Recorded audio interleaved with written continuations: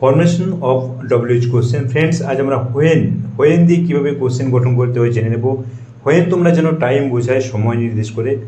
Structure দেখো, when plus AV plus subject plus MV plus others. এই structure অনুযায়ী আমরা হোয়েন দিয়ে কোশ্চেন গঠন করব।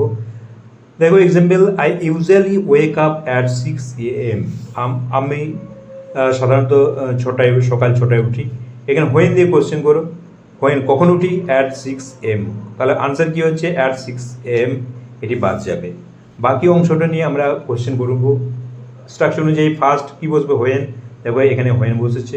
এবি কি বসবে? তোমরা জানো যে এবি না থাকলে মেন ভার্ব দেখতে হবে, প্রেজেন্ট টেন্সে আছে, কি বসবে? ডু।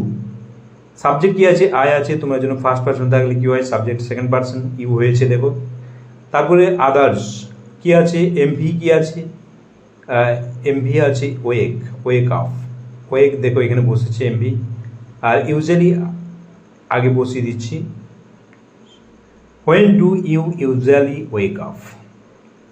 ইউজুয়ালি এখানে আদার্স, সেটা তোমরা যেখানে খুশি বসাতে পারো। এখানে when do you usually wake up. এইভাবে আমরা কোশ্চেন গঠন করব। এবার আরেকটি কোশ্চেন এক্সাম্পল দেখো, Amal arrived at your house yesterday. Amal তোমার বাড়িতে গতকাল পৌঁছেছিল। তোমার বাড়িতে গতকাল পৌঁছেছিল। হোয়েন দিয়ে কোশ্চেন করো, কখন পৌঁছেছিল? ইয়েস্টারডে। তাহলে ইয়েস্টারডে আনসার হবে। বাকিটা নিয়ে আমরা কোশ্চেন করব। ফার্স্ট কি বসবে? ডব্লিউএইচ আর হোয়েন।